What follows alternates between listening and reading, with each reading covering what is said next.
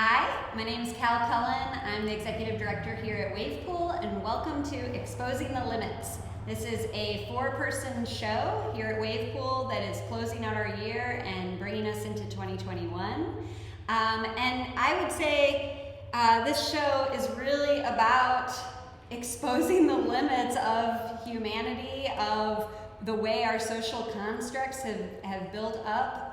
2020 has been an interesting year to say the least, and I think through what we've been through, we've really seen the limits of our current society and what it does to people and how we dehumanize people pretty regularly through systems of capitalism, systems of labor, systems of the government, and social systems. So we have 4 artists in the show: Asa Featherstone, Prince Lang, Kawita Vatanajyankur, and Hal Zhang.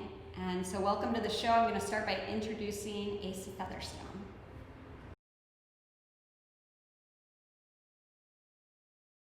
Okay, so first I want to thank everybody for just coming in and joining seeing the show, seeing the work. And I want to thank Cal and thank the Wavepool team for bringing me a part of this amazing group show. Super excited to share the work with you guys. Really excited to have this amazing discussion. My name is Asa Featherstone IV. I'm a portrait photographer and a videographer, image maker here in Cincinnati. And I'm sharing work from a recent project of mine called Over Time, which is a series of self-portraits that tell stories of traumatic experiences. The project kind of started and was in response to a lot of the stuff that was going on this summer with like the killing of George Floyd, Breonna Taylor, Elijah McClain. But if I'm really honest and candid with you guys, this work has been inspired and influenced by things that have been taking place long before I was even here on this planet. And will probably take place even afterwards. The full project is 26 images, 26 self-portraits, 26 different instances and moments. I've selected to share 5 with you guys today for this exhibit, for this project. So one of the pieces that sticks out to me with this collection is this portrait here that is accompanied by a quote that says, "It's too dark outside, smile so I can see you." And this is an instance that has happened throughout conversations multiple times throughout my life, and I'm sure in other dark-skinned bodies as well. There's some like running joke that when it's dark outside and it's night, the only thing that you can see on one of our bodies is our teeth. And so people will run the joke, and there have been a multitude of like memes and like designs and graphics that kind of embody and kind of play up that joke. And I think that it's one of the things that dehumanizes us. It takes us away from being individuals and makes us some sort of like character, and it almost like removes the soul. It's something that as small as a comment like that can like remove the soul. And so another piece that kind of sticks out to me throughout this series of work is this instance here where there's a self-portrait of me wearing a do-rag, and the quote says, it comes from a conversation that says like, you gotta admit sometimes it's hard to tell Black people apart. And that's stems from multiple conversations that people make, also in jest, but there's a little bit of like earnestness in that when I think people say that. And so I was intentional in photographing myself with this do-rag, that because it is a symbol for Blackness, essentially. Like a lot of Black people, it's a hair accessory, but a lot of Black people will just wear do-rags for a hair accessory or as a fashion statement, but it is very much rooted into who we are. And so I think that kind of is why I paired this image with this text, but also, thinking about the quote in and of itself. Again, going back to this, it dehumanizes us. It makes us less. It takes our humanity away, and we go from individuals as Black people to just a blanket of just Blackness. And so when people look at Black, they think that I'm you, and they think that you are another Black person up on the street. And so a lot of this work kind of touches on that dehumanization. So I'm thinking about, when I think a lot about control and power and the transfer, I think a lot about the work that you're putting together, Prince. And so I want to ask you, like, who has the power in this life, in this situation, in the work that you're trying to put together?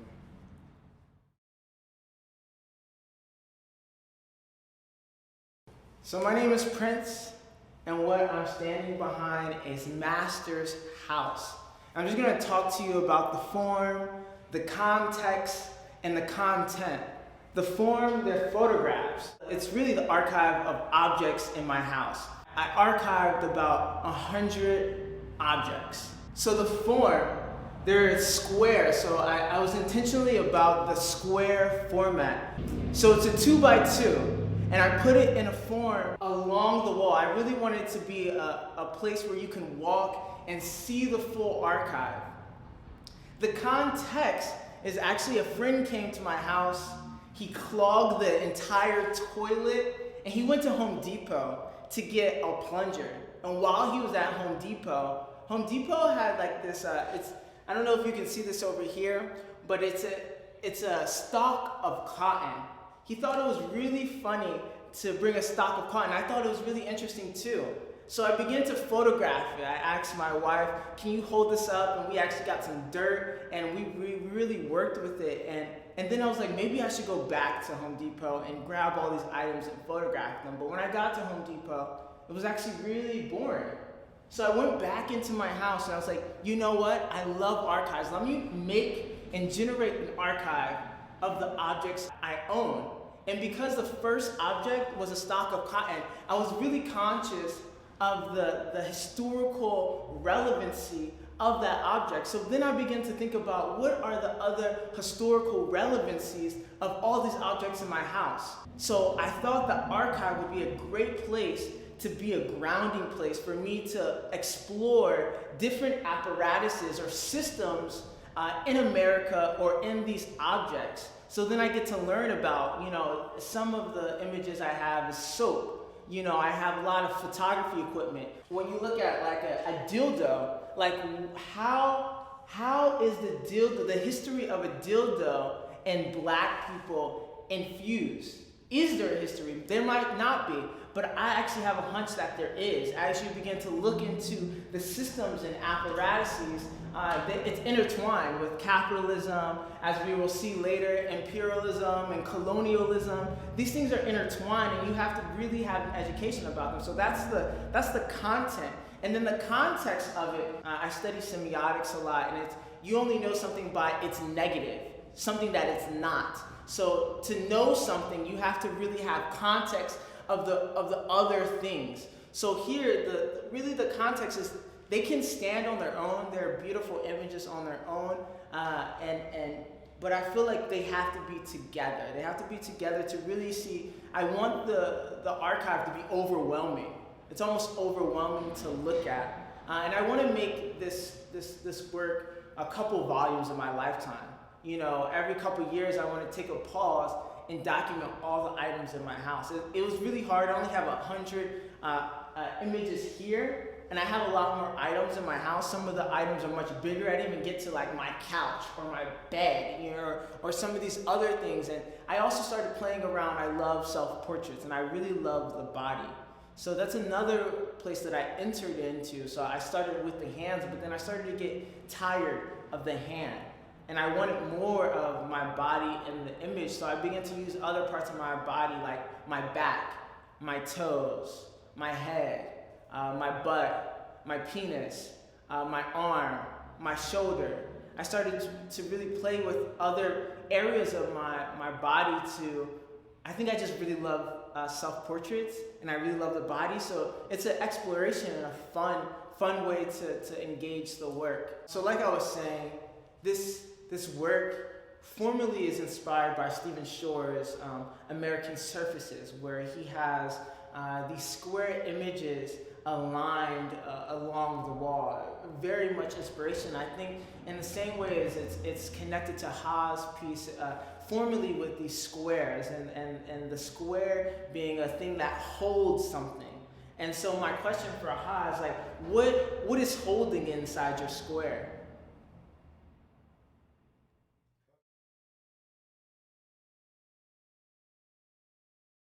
Hey y'all, my name is Hal Zhang. I'm a visual artist, and I'm thinking about what Prince had asked about the format of squares and what's in the squares of this quilt that you see. And so I have these medallions of people's shame, of what they hold internally, and how that feeling of shame is expressed through their behavior in the external world.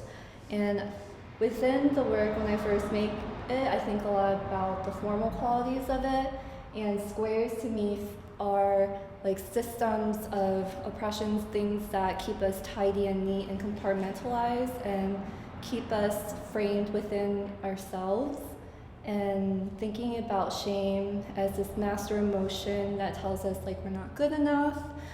Shame is something that allows us to fester these feelings of secrecy and judgment, and it also festers a lot of fear, which we're seeing today. And so with this installation and audience participatory piece, I'm hoping that we can look at shame collectively, have one side of it be how shame is expressed internally, the other externally, and I'm thinking a lot about how like shame is a tool of colonization and imperialism, and that it's a way that it rejects our, especially for like non-white people, how it rejects our culture and it rejects our bodies, and it disassociates ourselves from ourselves. And by looking through and reflecting on how shame manifests in our daily lives, in our relationships, how we communicate with each other, and how we perform in our jobs, I think it's a way that we can self-actualize and become the best versions of ourselves to serve our communities. Because if we just continue to harbor these ill feelings of negativity, then how do we move forward? So shame is felt deeply within the body, and I try to embody it through making a quilt. A quilt traditionally is something that we wrap ourselves around, that we insulate our comfort in. And I made this quilt using material that is very translucent. It's a fishnet material. So rather than being comfortable with that shame, I want to unveil how uncomfortable it makes everyone else around us when we aren't able to talk about that shame, because shame is something that we think of as being private and secret, and it festers fear, which I think we are seeing today with how we have so many radicalists that are trying to deny other people's experiences. And so shame is a tool in which like colonization and imperialism has been using people's emotions to make them feel like they're not good enough. They reject and deny culture and rejects even like the food that we intake into our bodies, what those foods even smell like. And I'm thinking a lot about how I show my shame through the behaviors, especially externally through feeling like an imposter in the various roles that I play as an artist, as an educator, especially in academia, as part of being an institution that is a pillar of white supremacy and patriarchy, and thinking about how to reject those, but at the same time, like I don't feel like I belong in that space, and feelings of belongingness is one of the tendrils of shame that comes out and makes us feel like we just shouldn't be there. And even being an artist, like I've been making work about labor and the repetitious ways in which labor is something that my family and a lot of non-white people are being asked to do to maintain these systems of white supremacy and capitalism, and that labor is something that breaks our bodies. And having been working in this manner for like about 10 years, like the breaking, like I feel it breaking my body, and so I'm thinking of different ways to make the work, and I don't feel valid in making work that isn't about labor now because it's something I'm comfortable with. So like, what do I do in that uncomfortable feeling, and how do I now think about healing through naming of the shame? Because I think it's important to name the feelings of uncomfortableness and what shame can do to us. And so I invite you to think about and reflect about how shame manifests within your relationships, within your job, within your neighborhood, within the people that you don't know, and especially strangers, and how shame is felt within the body. Like shame for me shows up in feelings of anxiety, and like I feel shaken by it, and like just being uncomfortable I think is a manifestation of that. And so my question for Kawita about their work is, how does your color palette as well as the visual composition of the work allude to these feelings of objectification within your work? How does the movement of your body in that space contribute to asking about that objectification?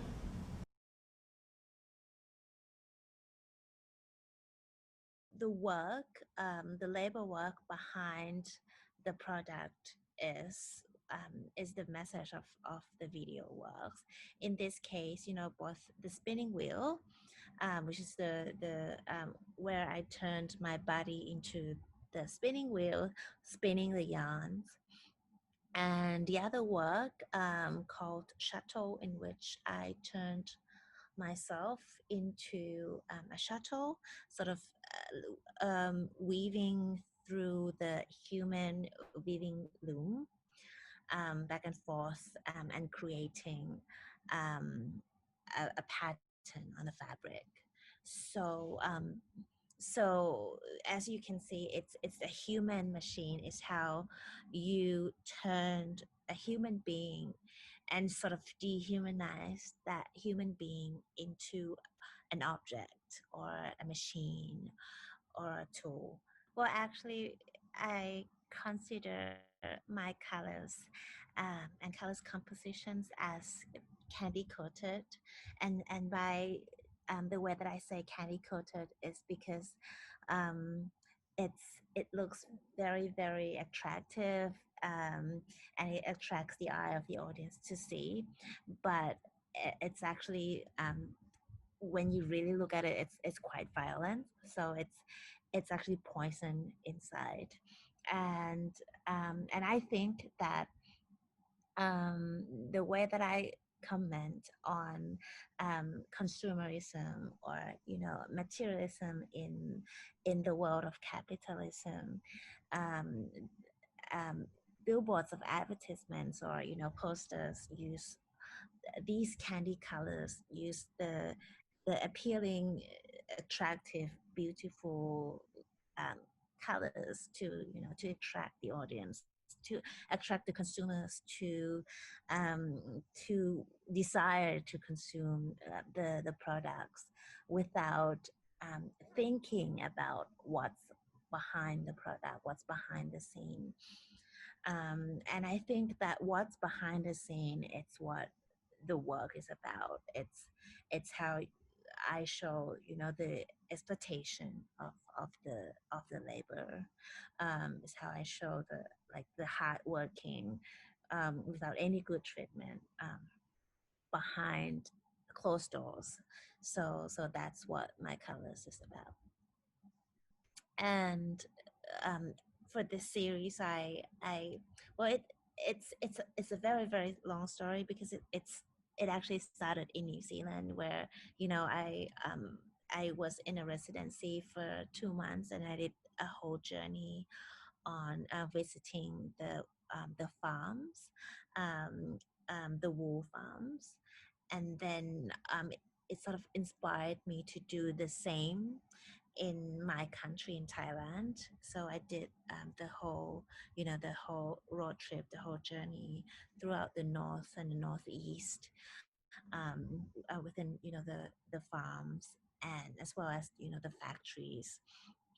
And I saw a major contrast of human treatment. I often get a lot of questions of, when people ask about, like, why are you saying that, consuming is a bad thing?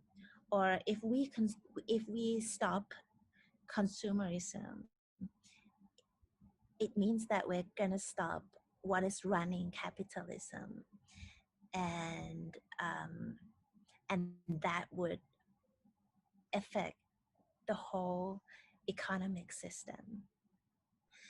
And I think that's what people believe. I think people believe that capitalism runs by or based on materialism. It's actually running their country, it's actually running their system, the economic system, without forgetting that the human resources behind it, are who are being exploited are important too, or they're forgetting that especially also the natural resources are running out every day as well.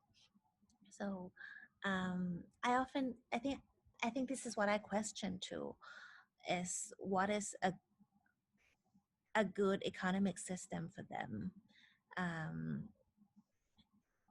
Is this what they mean by running the economic system that is constantly growing and growing? Is it really growing, and a way that they think should be an alternative way for the economic system?